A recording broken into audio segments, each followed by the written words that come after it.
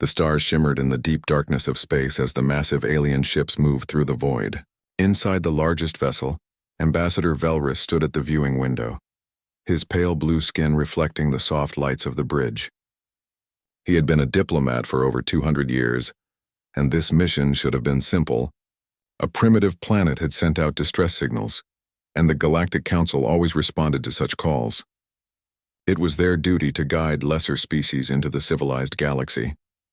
"Sir, we are approaching the third planet from the star," his navigator announced.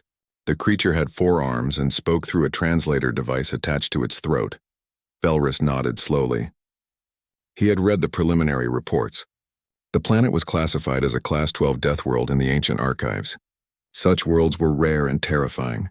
They had crushing gravity, violent weather, and deadly predators everywhere. No intelligent life should have been able to evolve on such a nightmare planet. Yet somehow the scans showed cities, technology, and billions of living beings. "Impossible," Velrus had said when he first saw the data. His assistant, a small floating creature named Pims, had agreed. The odds were too small to calculate. But the evidence was clear. Something called humans lived down there, and they had survived where no other species could. The fleet entered orbit around Earth. The planet looked beautiful from space, with blue oceans and white clouds. But Velrus knew the truth. Those oceans had salt that could poison most species.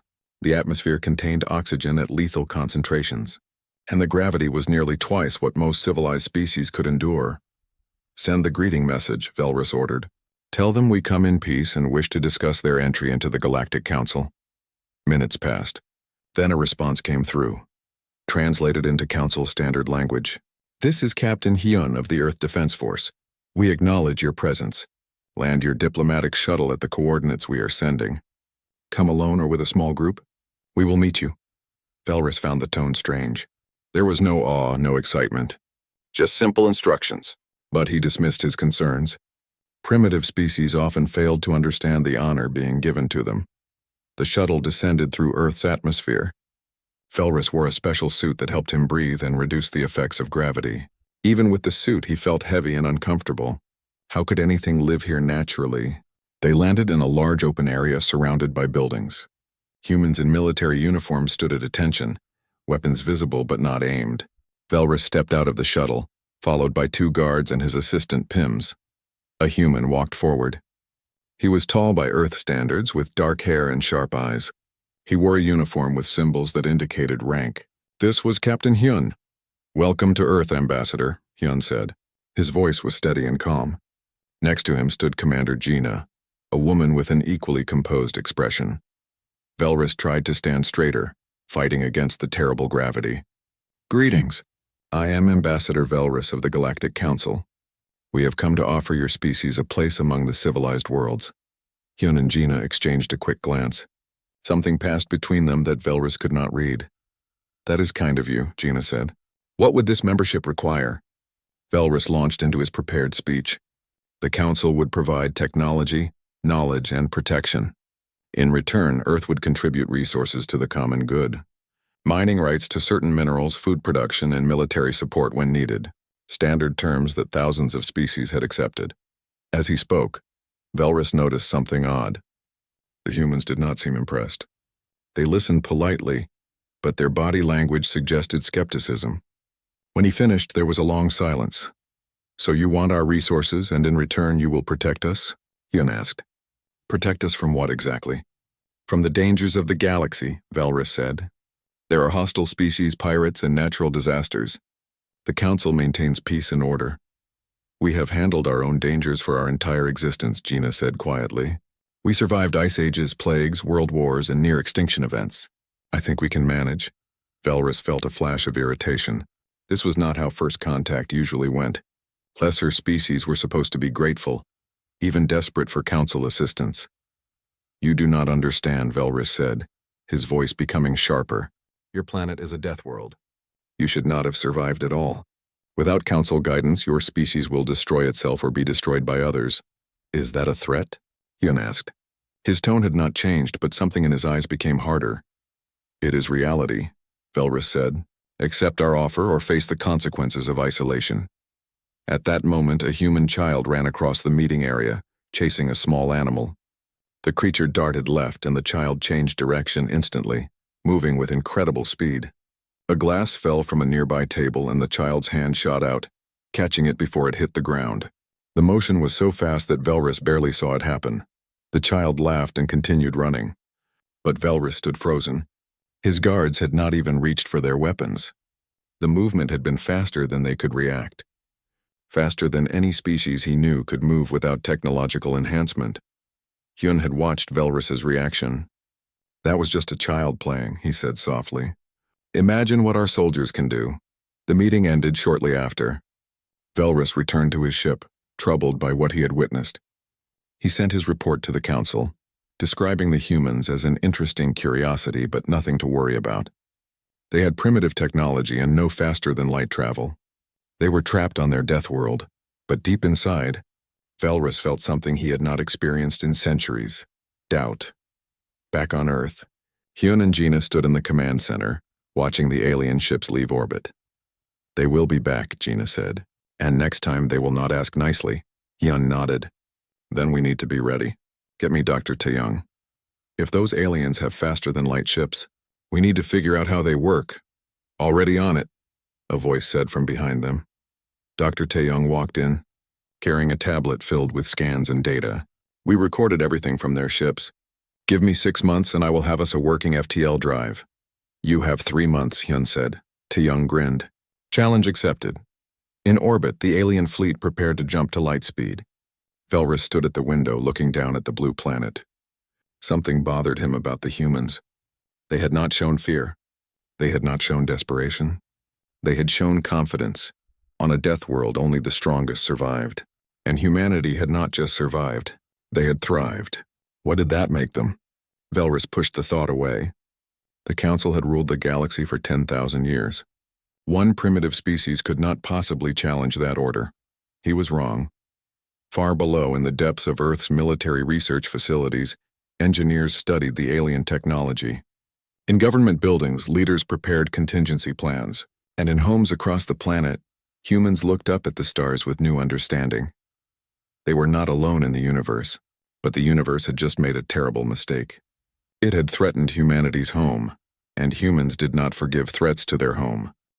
The Galactic Council headquarters floated in the center of civilized space, a massive station that had served as the seat of power for millennia. Inside its white halls, representatives from 1,000 worlds conducted the business of governing the galaxy. Today, those halls buzzed with unusual tension. Dr. Themix rushed through the corridors, clutching her datapad against her chest.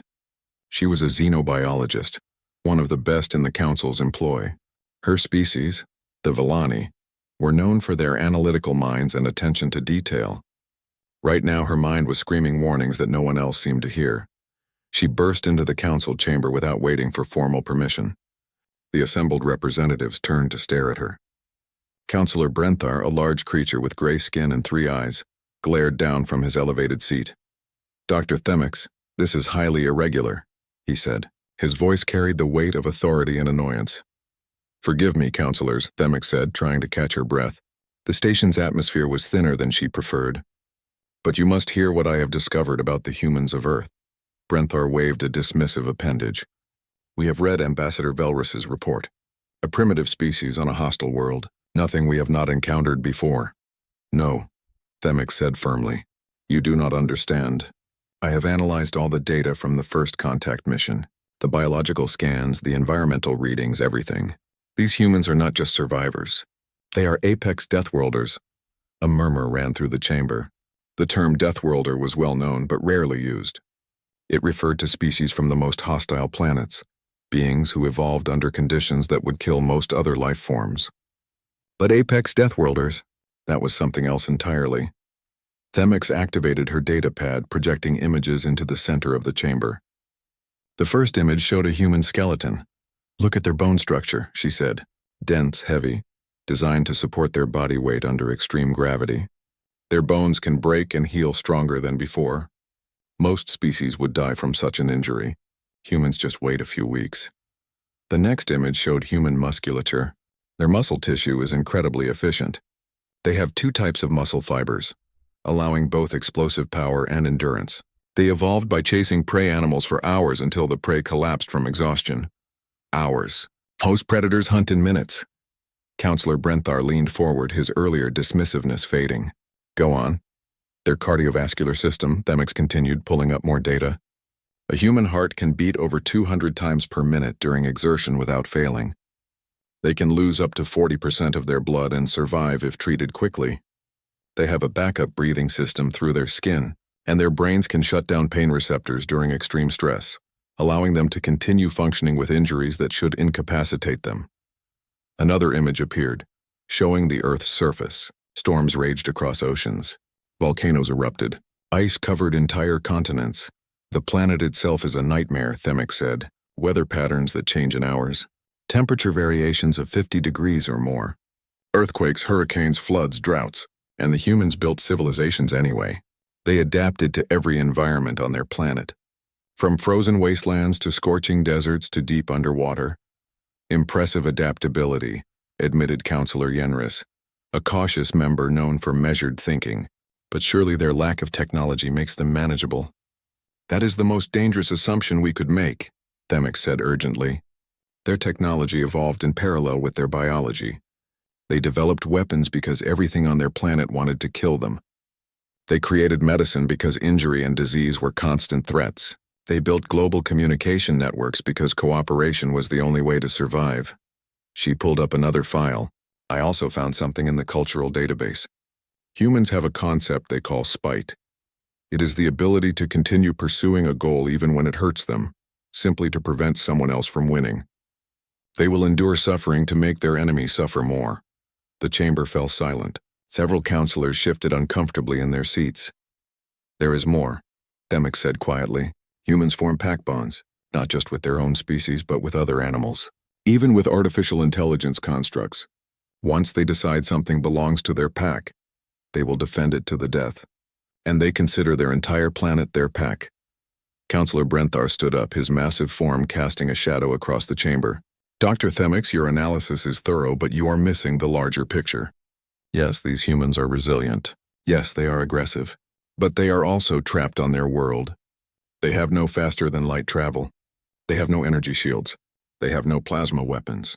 We have fleets that number in the thousands. What can one primitive planet do against the might of the Council? They can resist, Themix said. And resistance from a species like this could cost us dearly. Brenthar smiled, showing teeth designed for crushing. Then we must make sure they do not resist. I propose we annex Earth immediately, show them overwhelming force, and they will surrender. We take their resources, relocate the population to a safer world, and everyone benefits. Relocate? Themix asked. You mean remove them from their home? For their own good, Brenthar said. Surely you agree that a species should not be left to suffer on a death world when we can offer them better? Themix wanted to argue more, but she could see the decision was already made. The Council liked simple solutions. Overwhelming force had worked for 10,000 years. Why would it fail now? The vote was called. The motion to annex Earth passed with only 3 dissenting voices. Themix was one of them. As the Council session ended and representatives filed out, Themix stood alone in the empty chamber. She looked at the data still projected in the air. Images of humans doing impossible things. Running marathons in deserts, climbing mountains that reached above the breathable atmosphere, diving to ocean depth that should crush any living being. There was one image she had not shown the Council. It was from Earth's historical database. A human soldier wounded in combat, his leg nearly severed. Instead of collapsing, he had applied a tourniquet to himself and continued fighting, saving his squad. When asked later why he had not stopped, he had said simply, "My brothers needed me." Themix saved all her data to a secure file. Someday, she thought, the Council would need this information. They would need to understand what they had awakened. On Earth, Dr. Taeyong worked through the night in her laboratory. Around her, engineers and scientists analyzed every piece of data they had collected from the alien ships. The technology was advanced, yes, but it was not magic. It followed rules, patterns, physics, and humans were very good at understanding patterns. I think I have it, Minji said from across the lab. She was an engineer who specialized in propulsion systems. Their FTL drive works by folding space. It is not actually moving faster than light. It is taking a shortcut. Taeyong walked over, examining the equations on Minji's screen. Can we replicate it? With our current technology? No, Minji admitted, but if we modify our fusion reactors and use a different field configuration, we might be able to create a prototype. It will not be as efficient as theirs, but it will work. How long? Minji calculated quickly. 3 months for a working prototype. 6 months for a ship-sized version. Taeyong smiled. Captain Hyun had given them 3 months. They were going to deliver exactly on time. Across the planet, factories shifted production. Resources were redirected. Humanity had faced existential threats before. Climate change, nuclear weapons, pandemics. Each time they had adapted and survived. This was just another challenge, and humans were very good at rising to challenges. In space, the Galactic Council assembled its invasion fleet. 300 warships, each carrying enough firepower to level a city. Admiral Krivon commanded the fleet from his flagship. He had fought in dozens of campaigns, always achieving quick victories. This would be no different. The humans would see the fleet and surrender immediately. It was the logical choice. The only choice. Admiral Krivon had never met a human. He did not know that humans rarely made the logical choice. They made the choice that let them look at themselves in the mirror afterward. 3 months had passed since first contact. In that time, Earth had transformed. Factories worked around the clock. Military volunteers trained in facilities across every continent. And in orbit, hidden behind the moon, humanity's first faster-than-light capable ship waited, ready but untested. Admiral Krivon stood on the bridge of his flagship, the Eternal Dominion, watching his fleet assemble. 300 warships, each a masterpiece of Council engineering. Their shields could withstand nuclear strikes. Their weapons could crack continents. And their crews were professionals, trained in the art of overwhelming force. This would be the easiest campaign of his career.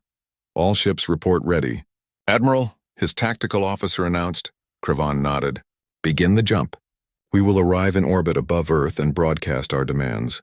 They will have 1 hour to surrender. If they refuse, we disable their military installations from orbit. Minimal casualties, maximum demonstration of power. The fleet entered faster than light travel, space folding around them.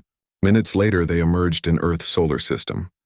The planet hung before them, blue and green and completely unaware of its fate. Or so Krivon thought. On Earth, alarms blared across every military installation. Colonel Doyen stood in the command center beneath Seoul, watching the 300 contacts appear on the tactical display. He had expected this. They all had. Get me Captain Hyun, Doyen ordered. Hyun's face appeared on the screen seconds later. He was aboard the ESS Indomitable, humanity's prototype warship, still hidden behind the lunar surface. I see them, Hyun said. 300 ships. They really want to make a point. Can we fight them? Doyen asked. In a straight battle? No, Hyun admitted. But we are not going to fight straight. A communication request came from the alien fleet. Doyen accepted it. Admiral Krivon's face appeared, his features strange and alien, but his expression universal. Contempt. Humans of Earth, Krivon said. You are surrounded by the might of the Galactic Council. You cannot win. You cannot escape. Surrender now and we will be merciful. Resist and we will destroy every military installation on your planet. You have 1 hour to decide. Doyen looked at the alien admiral for a long moment. Then he smiled. It was not a friendly smile. It was the smile of a man who had fought in Earth's military conflicts and survived. The smile of someone who knew exactly how much damage a determined force could inflict. Let me tell you something about humans, Doyen said. We have a saying when we don't surrender. Come down and find out why. He cut the transmission. Krivon stared at the blank screen, confused. That was not the response he had expected. He turned to his tactical officer. Did they just refuse to surrender? Yes, sir, idiots, Krivon muttered. Begin orbital bombardment. Target their military bases only. Show them we are serious. The fleet opened fire. Energy beams lanced down from orbit, striking military installations across the planet. Explosions bloomed on the surface. But something was wrong. The bases were empty, evacuated. The humans had known they would be targeted. Sir, we are detecting launches from the surface, the tactical officer reported. Hundreds of missiles incoming. Krivon laughed. Missiles? Our shields will stop anything they can throw at us. The missiles struck the fleet's shields. Most exploded harmlessly, but some were different. They did not carry explosives. They carried electromagnetic pulse generators, cyber warfare packages, and clouds of metallic chaff that interfered with sensors. Across the fleet, systems began to malfunction. Not catastrophically, but enough to be annoying. Enough to require crews to switch to backup systems. Enough to create confusion. Clever, Cravan admitted, but ultimately pointless. Send landing forces to the surface. We will occupy their major cities and force them to negotiate. Thousands of alien soldiers dropped from orbit in armored transports. They expected frightened civilians and scattered military resistance. They got neither. Lieutenant Yunji watched the alien transports land on the outskirts of Seoul from her concealed position. She commanded a company of Earth's best soldiers, volunteers who had trained specifically for this moment. Around her, hidden in buildings and underground tunnels, hundreds more waited. Let them land, she ordered quietly. Wait until they are on the ground and exposed. The alien soldiers emerged from their transports. They wore advanced armor and carried energy weapons, but they moved slowly, struggling with Earth's gravity even with their enhanced suits. They looked around nervously at the tall buildings and narrow streets, urban terrain. Humanity's specialty. Now, Yunji said, the city exploded with gunfire. Bullets tore through alien armor from 100 different directions. Improvised explosives detonated beneath vehicles. Snipers targeted officers and communication equipment, and the humans moved constantly, never staying in one position, using every advantage of terrain they had spent months preparing. The aliens tried to return fire, but they could not see their enemies. Their thermal sensors were useless against humans who had learned to mask their heat signatures. Their motion trackers picked up too many signals in the dense city environment, and their communication network, designed for open battlefields, became overloaded with panicked calls for support. Within an hour, the landing force was pinned down, unable to advance or retreat. They called for orbital support, but any bombardment would kill them along with the humans. Across Earth, similar scenes played out. In the jungles of South America, alien soldiers found themselves ambushed by enemies who appeared from nowhere. In the mountains of Asia, supply convoys were destroyed by avalanches and hidden mines. In the deserts of Africa, alien forces collapsed from heat exhaustion while human soldiers, adapted to the environment, struck and faded like ghosts. The aliens had expected a technological battle. They got a biological one, fought on humanity's terms. On the Eternal Dominion, Admiral Cravan watched his campaign collapse. Landing forces were trapped. Orbital strikes were ineffective against an enemy that refused to mass its forces. And worst of all, his supply chain was under attack. Sir, our fuel depot at the system's edge is under assault, the tactical officer reported. Unknown enemy vessels. They jumped in, launched missiles, and jumped out before we could respond. Cravan felt a chill. Unknown vessels? The humans have FTL capability? It appears so, sir. Behind Earth's moon, Captain Hyun allowed himself a moment of satisfaction. The ESS Indomitable had performed perfectly. Hit-and-run tactics. Humanity's ancient strategy updated for space warfare.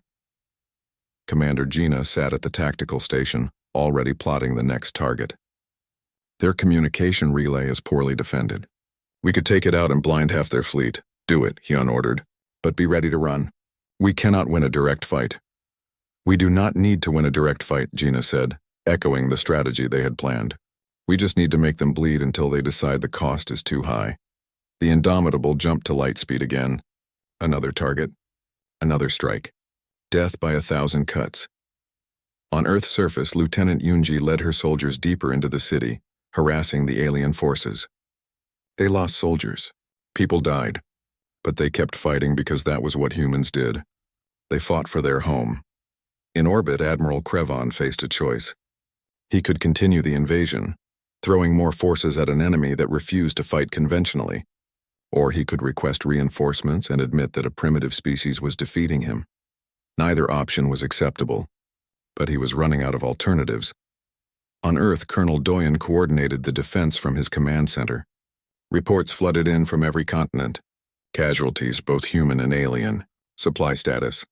Enemy movements. It was chaos, but it was controlled chaos. An aide approached him. Sir, we are receiving communication requests from civilian channels. People want to know if we are winning. Doyen thought about that.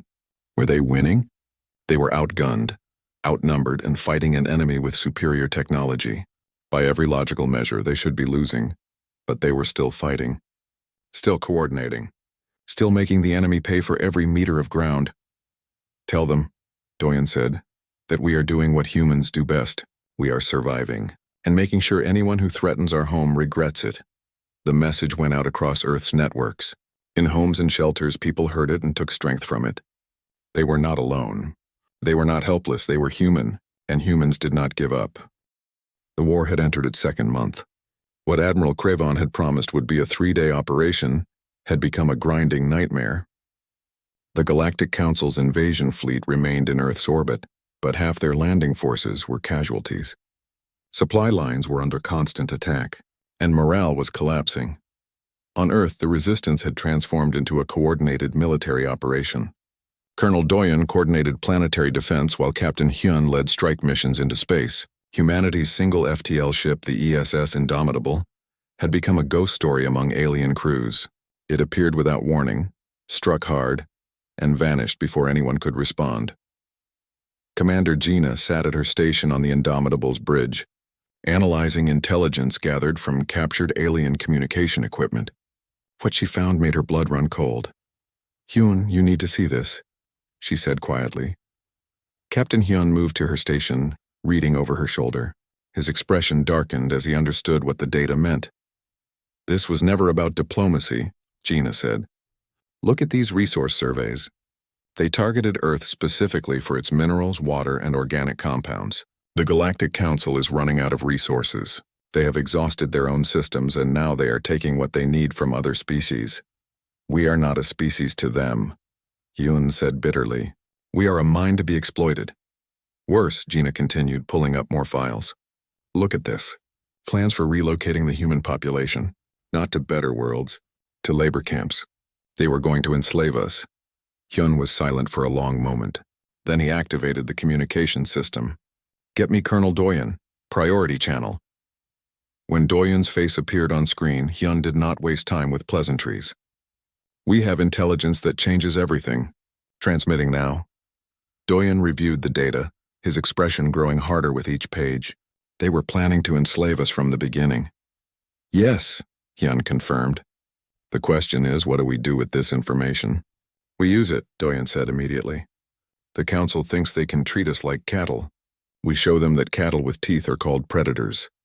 Within hours, the intelligence was broadcast across every communication channel on Earth and transmitted to the alien fleet. The Council's true intentions were laid bare for everyone to see. The response was immediate and volcanic. On Earth, military recruitment centers were overwhelmed with volunteers. People who had been uncertain about the war now understood what was at stake. This was not a conflict about territory or politics. This was a fight for humanity's survival and freedom. Even more importantly, the intelligence reached other ears. Hidden in the alien fleet were crew members from subjugated species, beings who had been absorbed into the Council generations ago. They saw the plans for humanity and recognized their own history. The Council had done this before, would do it again. Small acts of sabotage began occurring across the alien fleet. Nothing catastrophic, but enough to cause problems. A navigation system that gave wrong coordinates. A weapons array that needed recalibration at critical moments. Supplies that went missing. Admiral Crevon felt control slipping away. His forces were demoralized. His supply lines were collapsing. And now he faced internal problems as well. He called for reinforcements, but the Galactic Council refused. "You were sent to pacify one primitive planet," Counselor Brenthar told him coldly. "If you cannot handle that with 300 warships, we will find someone who can." The transmission ended, leaving Crevon alone with his failures. Captain Hyun had no such doubts. Humanity could not win a direct military confrontation with the Council's full might, but they did not need to. They just needed to make victory too expensive to pursue. "We are going after their command carrier," Hyun announced to his crew. "If we can capture or destroy it, we cut off the head of their invasion fleet." "That is a suicide mission," one of his officers protested. "The command carrier is at the center of their fleet, protected by dozens of warships." "Yes," Hyun agreed. "Which is why they will not expect us to try it." He turned to Commander Gina. We will need a distraction. Something big enough to pull their attention away from the carrier. Gina smiled grimly. I have an idea. On Earth, Lieutenant Yunji received new orders. Her unit, along with 50 others across the planet, would launch a coordinated assault on every grounded alien position simultaneously. The goal was not to capture territory but to create chaos. We are bait, one of her soldiers said when he understood the plan. We are the distraction, Yunji corrected. And while the enemy is focused on us, our people in space will cut their throat. The operation began at dawn. Across Earth, human forces attacked with everything they had. Alien positions that had been stable for weeks suddenly found themselves under intense assault. The aliens called desperately for orbital support, for reinforcements, for any help. Admiral Krivon had no choice. He had to support his ground forces or lose them completely. He pulled ships from the command carrier's escort, sending them to provide fire support for the besieged troops below. The moment the carrier's protection thinned, the ESS Indomitable jumped into the middle of the alien fleet. It appeared less than a kilometer from the command carrier, close enough that defensive systems had no time to react. The Indomitable launched every missile it carried, targeting not the carrier's hull but its communication arrays and sensor grids. Get us out of here, Hyun ordered as soon as the missiles launched. But before they could jump away, the Indomitable shuddered. An alien destroyer had gotten off a lucky shot, damaging their FTL drive. Drive is offline, the engineering officer reported. We need 15 minutes for repairs. We do not have 15 minutes, Gina said, watching enemy ships converge on their position. Hyun made a decision. All power to engines and shields. We fight our way out. The Indomitable was not designed for direct combat. It was a prototype, lightly armed compared to military vessels. But it had one advantage. It was designed by humans, and humans specialized in making do with what they had. The ship dove toward Earth's atmosphere, using the planet's gravity well to increase speed. Alien ships pursued, firing continuously. The Indomitable's shields flickered under the assault but held. We are not going to make it, the tactical officer said. Then something unexpected happened. Ships from the alien fleet began firing on each other. Not many, just a handful. But it was enough to create confusion. Enough to give the Indomitable a chance.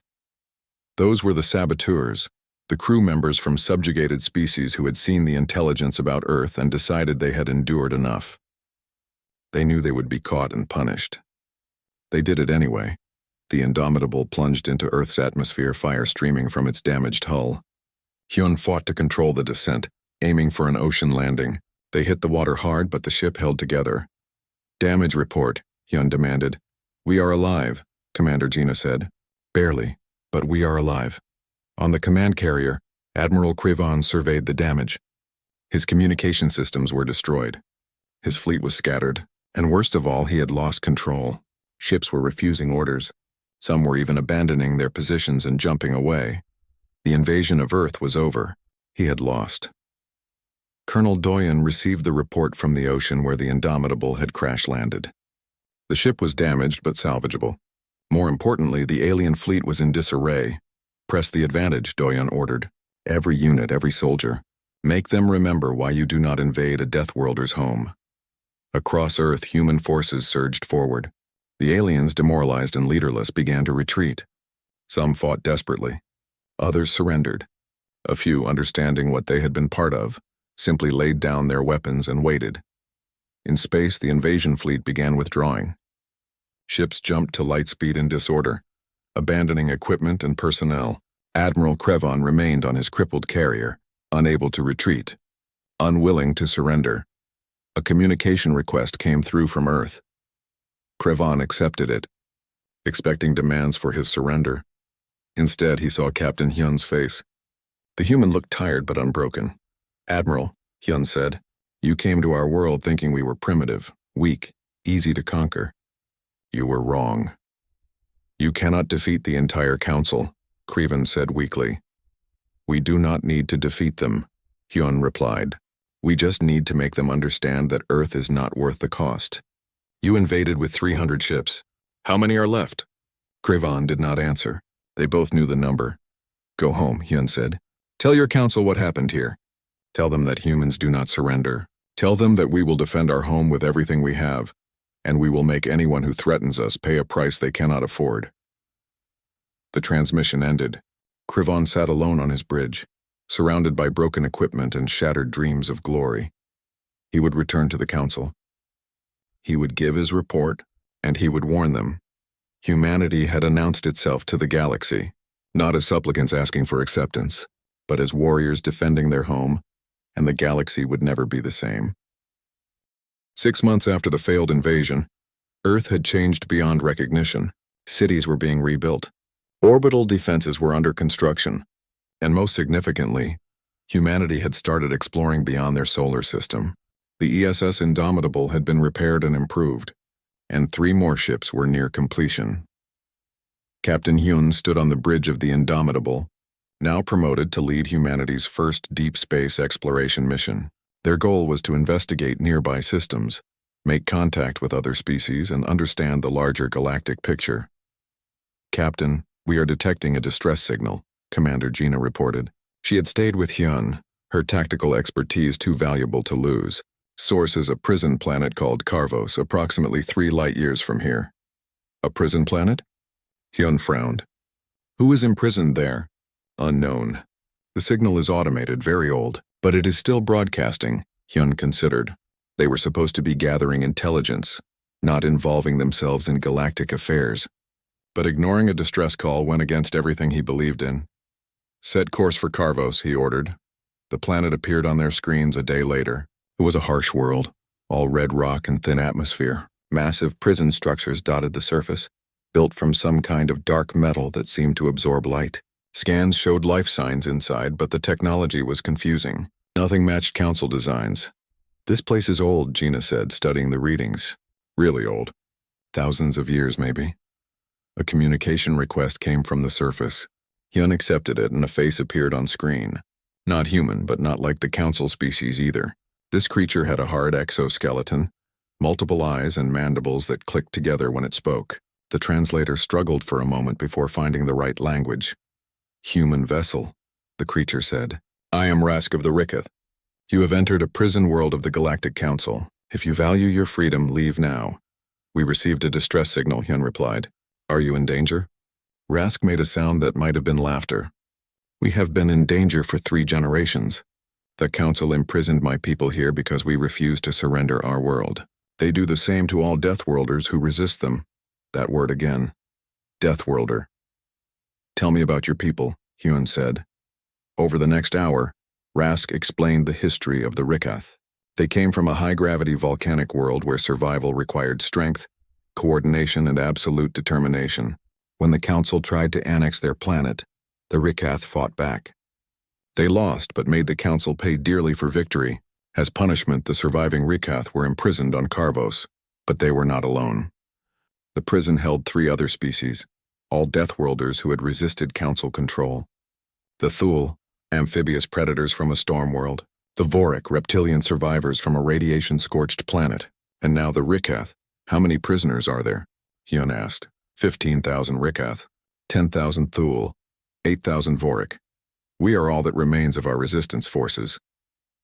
Hyun exchanged glances with Gina. 33,000 trained soldiers, all with a grudge against the Council, all from species adapted to hostile environments. "Why has the Council kept you alive?" Gina asked. "They use us as shock troops sometimes," Rask said bitterly. "Send us to fight their wars in conditions that would kill their own soldiers. We have the choice between dying in prison or dying in battle. Some consider battle the better option." An idea formed in Hyun's mind. A dangerous idea, but potentially brilliant. What if there was a third option, he asked. What if you could fight for your own freedom instead of the Council's interests? Rask's mandibles clicked rapidly. "Explain." "Earth recently fought off a Council invasion," Hyun said. "We won, but barely. The Council will come back eventually in greater numbers. When they do, we will need allies who understand what it means to fight for their home." "You are offering us freedom in exchange for military alliance?" "I am offering freedom because it is right," Hyun corrected. "The alliance I am offering because it benefits both our species. Together, Deathworlders might be strong enough to make the Council leave us alone permanently." Rask was silent for a long moment. Then he said, "I must consult with the other leaders." "Can you wait?" "We can wait. 6 hours later, Hyun and a small team landed on Karvos. They were met by 4 figures. Rask of the Rikath, whose exoskeleton gleamed in the dim light. Fesh of the Thule, a blue-green amphibian who moved with liquid grace. Korin of the Vorik, a tall reptilian covered in scales that seemed to shimmer with internal light. And surprisingly a human, Minji, Hyun said in shock. What are you doing here? Engineer Minji smiled weakly. She looked thinner than Hyun remembered, worn down by imprisonment but still recognizably herself. I was captured 3 months ago when my survey ship was ambushed by Council forces. They brought me here because apparently Earth's resistance made us dangerous Deathworlders. I have been helping coordinate between the species here. We are getting you out, Hyun said firmly. Not just me, Minji replied. All of us. The negotiations took place in a large chamber that had once been a prison cafeteria. The leaders of each species sat around a crude table while their people watched from the shadows. Hyun could feel the tension in the air. These were proud warriors reduced to prisoners. They wanted freedom desperately, but they also wanted to ensure they were not trading one master for another. Earth does not want subjects, Hyun explained. We want allies, partners. You keep your independence, your culture, your right to govern yourselves. We simply agree to defend each other against common enemies. The Council being the common enemy, Korin observed. The Vorik's voice was like sand scraping over rock. Yes, Hyun confirmed. They have wronged all of us. Separately, we can resist them. Together, we can defeat them. How do we trust you? Vesh asked. The Thule's large eyes fixed on Hyun. The Council made promises too before they attacked us. Hyun understood the question. Trust had to be earned, especially among those who had been betrayed before. I cannot give you promises that mean anything, Hyun said honestly. Words are easy. Actions matter. So here is my action. We will disable the prison's security systems and leave transport ships for you. You can take them and go wherever you want. Rebuild your civilizations, hide from the Council, or come to Earth and fight beside us. The choice is yours, and I will respect whatever you decide. The 4 leaders looked at each other. Something passed between them, some kind of understanding. You would give us freedom with no strings attached? Rask asked. Yes, why? Because, Hyun said simply, that is what humans would want someone to do for us. Because slavery is wrong regardless of who the slave or master is. And because I believe Deathworlders are stronger when we stand together rather than separately. More silence. Then Korin stood up, towering over the table. The Vorik will join your alliance. We have nowhere else to go, and at least with humans we will die fighting rather than rotting in prison. The Thule agree, Vesh said. But we want our homeworld back someday. We will do everything we can to make that happen, Hyun promised. Rask clicked his mandibles thoughtfully. The Rikath have debated this for hours already. We agree to the alliance, but know this, human. If you betray us like the Council did, we will make you regret it. Fair enough, Hyun said. I would expect nothing less. Engineer Minji stood up, speaking with the authority of someone who had spent months with these species. I have been teaching them about Earth's technology and tactics. They are fast learners. With proper equipment and training, they will be formidable allies. Over the next week, the Indomitable's crew worked to free the prisoners. The prison's security systems were disabled. The automated defenses were shut down. Transport ships were provided, along with supplies and navigation data. Some prisoners chose to leave immediately, heading for hidden colonies or neutral space where they could rebuild their lives. But most stayed, wanting to see what this alliance might become. A ceremony was held on Karvos' surface. Representatives from each species stood together under the alien sky. Hyun spoke first. Today we form not just an alliance, but a promise. A promise that Deathworlders will no longer be victims. That we will defend each other as we defend our own. That we will build a future where our children do not have to fight for their right to exist. Rask spoke next. The Rikath fought alone and lost. But we learned that survival means adaptation. We adapt to new circumstances. And our new circumstance is that we have allies who understand strength. Vesh added, the Thule survived by working together, by using our environment against our enemies. Now our environment is the galaxy itself, and our enemy is any who would enslave us. Korin finished. The Vorik endured when we should have died. We learned that death is not the worst fate. Surrender is. We do not surrender. Not to the Council. Not to anyone. The alliance was sealed not with documents or treaties, but with shared understanding. These species had all faced extinction. They had all chosen to fight. And now they would fight together. On the Indomitable's bridge, Commander Gina watched the prison planet recede as they prepared to return to Earth. "We came out here for intelligence gathering," she said. "We are returning with an army." "Not an army," he uncorrected. "A coalition. People who choose to fight with us, not for us." "Do you think Earth will accept them?" "Earth just fought off an alien invasion," Hyun said. "I think the Galactic Council chamber had never been so full of tension. Representatives from hundreds of worlds argued with each other, their voices overlapping in a chaos of languages and translator devices. At the center of the storm stood Counselor Brenthar, his three eyes surveying the disaster his policies had created. "Order," he demanded, his voice amplified through the chamber. "We must have order!" The arguing died down, but the anger remained. One representative, a floating gaseous being named Thessar, spoke up. "You told us the humans would surrender within days. It has been nearly a year. They have formed an alliance with other Deathworlders. They are raiding our supply lines and encouraging rebellion in subjugated systems. Your invasion has not brought us resources. It has brought us war." "The humans are a temporary problem," Brenthar insisted. "They have one ship, one planet. They cannot stand against the full might of the Council." "They do not need to stand against our full might," another counselor said. "They just need to make governing too expensive." Already, 12 systems have stopped paying tribute, claiming they need the resources to defend against Deathworlder raids. The humans are giving hope to species that should have accepted their place. Dr. Themix watched from the observers section, feeling a grim satisfaction. She had warned them. She had told them exactly what would happen if they underestimated the humans. No one had listened. The debate raged for hours. Some counselors wanted to negotiate peace. Others demanded total war. Finally, Brenthar called for a vote on the ultimate option. "We have a weapon," he said. "The Celestial Array. Designed thousands of years ago to sterilize rebellious worlds. It has not been used in centuries because the threat alone was enough. But perhaps it is time to show the galaxy that the Council's patience has limits." "You want to destroy Earth?" Thessar said, shocked. "That would kill billions. And you are talking about not just humans, but all the life on a thriving planet." "It would end the rebellion," Brenthar said coldly. "One world dies so that 1,000 others remember the cost of defiance. The math is simple." The vote was called. It passed by the narrowest margin in Council history. Many representatives abstained, unable to support genocide but too afraid to vote against it. Dr. Themix left the chamber immediately. She had to warn someone. But who? The Council monitored all communications. If she sent a message to Earth, she would be caught and executed. Then she remembered Ambassador Velrus. He had been there at first contact. He had seen the humans face to face, and she knew he had doubts about the war, even if he never spoke them aloud. She found him in his quarters, staring out at the stars. "Ambassador," she said, "we need to talk." On Earth, Dr. Taeyong worked in her laboratory analyzing data from recent Council technology captures. Something had been bothering her for weeks.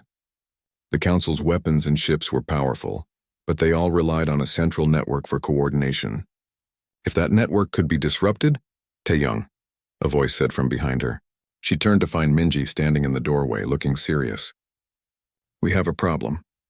One of our deep space sensors picked up unusual energy signatures near the system's edge. A lot of power being directed at specific points in space." Taeyong pulled up the data. Her blood ran cold. She recognized the configuration. It was a weapon array, and it was pointing at Earth. "Get me Colonel Doyen," she said urgently. "Right now." Within an hour, Earth's military leadership gathered in the command center. Images of the celestial array appeared on screens. The weapon was massive. A network of satellites spread across the system's edge, each one capable of generating devastating energy beams. "How much time do we have?" Colonel Doyen asked. "The array is still charging," Taeyong said. "Maybe 72 hours before it can fire, and when it does, it will not just destroy cities. It will sterilize the entire planet. Nothing will survive." The room fell silent. They had survived an invasion through tactics and determination. But this was different. This was extinction from a distance, impossible to fight conventionally. "Can we destroy the satellites?" Commander Gina asked. "There are hundreds of them," Taeyong said. "We would need to destroy them all simultaneously, If even a few remain, they can still fire. Can we disable them? A virus or something? Maybe, Taeyong said slowly.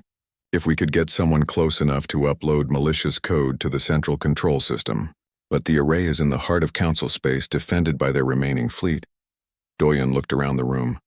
So we need someone to fly into the most heavily defended position in the galaxy, infiltrate the control station, upload a virus, and escape. That is a suicide mission. Yes, Taeyong confirmed quietly. I will do it, a voice said. Everyone turned to see Captain Hyun standing in the doorway. The Indomitable is still the fastest ship we have. We can get in close before they realize what we are doing. Hyun, no, Gina protested. There has to be another way. There is not, Hyun said firmly. We all knew this war might require sacrifices. I am willing to make mine if it means Earth survives. Doyen studied the younger captain. You understand the odds? I understand that if I do not try, everyone dies. If I do try, maybe I die, but everyone else lives. That is an easy choice. You will need a team, Doyen said. People who understand the mission is one way. I will go, Gina said immediately. And me, Minji added. You will need an engineer who understands council technology. Others volunteered. Within an hour, a team of 20 was assembled. All volunteers, all understanding that they were going to die, but also understanding that their deaths might save billions. Dr. Taeyong worked through the night, creating a virus designed to turn the celestial array against itself. The code was elegant and vicious, designed to overload the array's power systems and cause a cascading failure. Upload this to the central control core, she explained to the team. It will take approximately 5 minutes to spread through the network. During that time, every defensive system in the area will know you are there and will try to stop you. 5 minutes, Hyun said. We can survive 5 minutes. Taeyong handed him the data chip containing the virus. I wish I could say this will work for certain, but I have done my best. Your best has never let us down, Hyun said. The ESS Indomitable prepared for its final mission. The ship had been repaired and upgraded multiple times, bearing scars from dozens of battles. Now it would face its greatest challenge. On the bridge, Hyun addressed his crew. No one is required to come on this mission. If you want to leave, do it now. No shame, no consequences. No one left. Then let us go save the world, Hyun said. The Indomitable jumped to light speed, heading toward the celestial array's control station. The journey took 18 hours. They spent that time in quiet preparation. Some crew members wrote letters to loved ones. Others meditated or prayed in their own ways. Gina sat next to Hyun on the bridge, neither of them speaking, just being together for what might be the last time. Do you think we will make it? She asked quietly. Honestly? No, Hyun admitted. But I think we will get close enough to complete the mission, and that is what matters. They emerged from light speed less than 1,000 kilometers from the control station. Alarms immediately blared throughout the council facility. Defense satellites activated. Warships moved to intercept. All power to forward shields, Hyun ordered. Get us to that station. The Indomitable charged forward, taking fire from every direction. Shields flickered and failed. Hull breaches opened, but the ship kept moving, kept fighting its way closer. We are going to ram it, Gina realized. That was always the plan, Hyun confirmed. Minji, can you upload the virus if we make contact? If you get us close enough, I can upload it through a physical connection, Minji said from engineering. But someone will need to go outside to attach the connection. I will do it, Gina said immediately. No, Hyun said. I need you on the bridge. Doyen will go. Colonel Doyen had insisted on coming on the mission despite being needed on Earth. Now his reason became clear. He was preparing to exit the ship in a combat suit, carrying the data chip and a physical connector. The Indomitable crashed into the control station's docking port. The impact killed 8 crew members instantly, but it got them inside the station's shields. Go, Hyun shouted. Doyen exited through the airlock, moving along the station's hull under fire from automated defenses. He reached the control port and plugged in the connector. The virus began uploading. 5 minutes, Minji reported. The virus is active. Those were the longest 5 minutes in human history. The Indomitable was torn apart by enemy fire. The crew fought desperately to keep systems online. Doyen remained exposed on the station's hull, manually ensuring the upload continued even as bullets and energy blasts hit all around him. With 30 seconds remaining, an explosion tore through the Indomitable's bridge. Hyun was thrown against the wall. He looked up to see Gina lying nearby, not moving. "Gina," he called out. No response. 10 seconds. The virus completed its upload. And across the system, the celestial array began to malfunction. Power surges ran through the satellites. Overloads cascaded from one unit to the next. The weapon designed to destroy Earth was destroying itself. Doyen made it back inside the ship just before the control station exploded. The 20 years had passed since the battle of the celestial array. Earth had changed in ways no one could have imagined during those desperate days of war. The blue planet was now surrounded by orbital stations, shipyards, and defense platforms. Humanity had become an interstellar power, and their allies in the Deathworlder coalition had grown with them. Admiral Hune stood on the observation deck of the ESS Indomitable II, named after the ship that had saved Earth at such a terrible cost. He was older now, his hair touched with gray, but his eyes still held the same determination. The new Indomitable was 10 times the size of the original, a proper warship built with technology shared between all coalition species. A young officer approached him. Ensign Kubak was fresh from the academy, eager and bright. "Sir, the delegation from the Galactic Council has arrived. They are requesting permission to board." "Permission granted," Hune said. "Let us see what they want this time." The council had changed too. Councillor Brenthar had been removed from power after the celestial array incident. Many old councillors had resigned or been forced out. The new council was more cautious, more aware that their absolute power had limits. Ambassador Velrus led the delegation. He was older too, but he walked with more confidence than he had during first contact. Behind him walked Dr. Themix, who had defected to Earth years ago after warning them about the celestial array. She now served as a liaison between the council and coalition. "Admiral Hyun," Velrus said, extending a gesture of greeting that humans had taught him. "Thank you for agreeing to this meeting." "Ambassador," Hyun replied. "What brings you to coalition space?" "We wish to discuss the Treaty of Terra," Velrus said. "It has been 20 years since the war ended.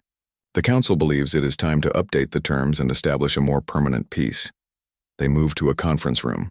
Representatives from all coalition species were present. Rask of the Rikath, now a general leading coalition ground forces, Vesh of the Thule, who had become a diplomat specializing in environmental law, Koran of the Vorik, serving as Minister of Technology, and humans from Earth and the growing colony worlds. "The Council acknowledges that our previous approach to galactic governance was flawed," Velrus began. "We treated Deathworlder species as problems to be managed rather than equals to be respected. This was wrong and it led to unnecessary suffering." "That is quite an admission," Rask said, his mandibles clicking. "What do you want in return for this acknowledgement?" "Peace," Velrus said simply. "Real peace, not just an absence of war. Trade, cultural exchange, cooperation on common threats. The galaxy is large enough for both the Council and the Coalition to thrive." Hyun listened carefully. He had learned to be cautious about Council promises. But he also knew that the Council had changed. Their military was a fraction of what it had been. Dozens of species had left their alliance to join the Coalition or become independent. The Council was no longer the dominant power in the galaxy. "We are willing to discuss updated terms," Hyun said. "But certain things are not negotiable. The Coalition worlds remain independent. No Council oversight, no tribute, no interference in our internal affairs." "Agreed," Velrus said. "The Council has learned that forced cooperation does not work. We propose instead a mutual defense pact. If either the Council or Coalition is attacked by external threats, we assist each other." "External threats?" Vesh asked. "You mean threats from outside known space?" "Yes," Dr. Themix said, speaking up. "Our deep space sensors have detected anomalies beyond the galactic rim. Unknown vessels, possibly another civilization. If they are hostile, neither the Council nor Coalition alone could stop them. Together we might have a chance." The meeting continued for hours. Compromises were made. Boundaries were established. Trade agreements were negotiated. It was slow, careful work, but progress was made. Finally, a new treaty was drafted. The Treaty of New Horizons, named because it looked forward rather than backward. The Council recognized Coalition independence. The Coalition agreed to limited cooperation on mutual threats. Both sides committed to respecting each other's territory and resolving disputes through diplomacy rather than force. The signing ceremony took place on a neutral space station, built cooperatively by both Council and Coalition engineers. Representatives from hundreds of worlds attended. It was the largest diplomatic gathering in galactic history. Admiral Hyun signed for the coalition, his hand steady. He thought about all the people who had died to reach this moment. Commander Gina, who had fought beside him until the end. Colonel Doyen, who had sacrificed himself to save Earth. The thousands of soldiers and civilians who had given their lives defending their homes. This treaty is dedicated to those who did not live to see this day, Hyun said when it was his turn to speak. They fought not because they loved war, but because they loved peace enough to defend it. May we never forget the price they paid. After the ceremony, Hyun returned to the Indomitable II. Ensign Kubok found him in his quarters, looking at an old photograph. It showed the original bridge crew of the first Indomitable. Hyun and Gina, younger and more innocent before the war had changed them. Sir, if you do not mind me asking, Kubok said hesitantly. Do you think the peace will last? Hyun smiled, the same grim smile he had worn during the war. It will last as long as they remember what happens when you threaten a Deathworlder's home. And as long as we remember that peace is not about being weak, it is about being strong enough to choose not to fight. What if they forget? Then we remind them, Hyun said simply. Earth continued to grow. The Deathworlder coalition expanded, welcoming new species who valued independence and mutual defense. Trade flourished. Technology advanced. The scars of war slowly healed, though they never fully disappeared. On Earth, a memorial was built to honor those who died defending the planet. Every year, on the anniversary of First Contact, people gathered there to remember. Children learned about the war in schools, studying how their grandparents and great-grandparents had faced extinction and survived. The galaxy had changed. The Galactic Council was no longer the only power. The Deathworlder Coalition provided an alternative model of governance, based on voluntary cooperation rather than enforced hierarchy.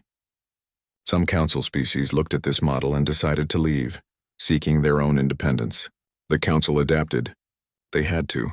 The old ways of ruling through force and intimidation no longer worked. The Deathworlders had shown that determined resistance could succeed. Now the council had to earn loyalty rather than demand it. Ambassador Velrus retired from diplomatic service and wrote a book about his experiences. It was called First Contact: How I Met the Humans and Learned Fear.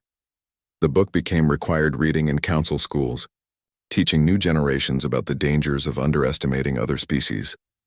Dr. Themix continued her research, now focused on understanding how different species could cooperate rather than compete. She established a research institute on a coalition world, where scientists from across the galaxy worked together. It was named the Gina Institute, honoring the commander who had believed in cooperation even in the darkest days of war. Admiral Hyun eventually retired from military service. He was offered positions in government, opportunities to shape coalition policy. He declined them all. Instead, he became a teacher at the Coalition Naval Academy, training new generations of officers. Why do we train for war when we have peace? A student asked him once. Because peace without the ability to defend it is just surrender waiting to happen, Hyun replied. We train not because we want to fight.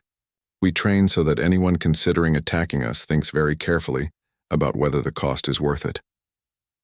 On the anniversary of the Battle of the Celestial Array, Hyun visited the memorial. He stood before the wall listing the names of those who died. His fingers traced Gina's name, then Doyen's. We did it, he said quietly. The peace you died for is holding. Earth is safe. The coalition is strong. I hope that wherever you are, you know it was worth it. A hand touched his shoulder. He turned to see Minji, now head of coalition engineering. She had survived the battle, one of the lucky three. They would be proud, Minji said. We built something worth their sacrifice. I hope so, Hyun said. They stood together in silence, remembering friends and comrades lost. Around them, life continued. Children played. Couples walked hand in hand. Ships launched from the orbital platforms above, heading to distant stars. Peace was not perfect, but it was real. Far away at the edge of known space, sensors detected something new, unknown signals approaching slowly. The external threat Dr. Themix had warned about was getting closer. But that was a problem for tomorrow. Today was for remembering the past and honoring the dead. Tomorrow would bring its own challenges, and when it did, the Deathworlders of the galaxy would face it together. The galaxy had learned a lesson in those desperate days of war. Humanity and their coalition allies had taught it well. They had earned a new title, one spoken with respect and caution across 1,000 worlds. The planet of eternal defiance and its allies, the species that survived the unsurvivable, the warriors who chose peace but never forgot how to fight.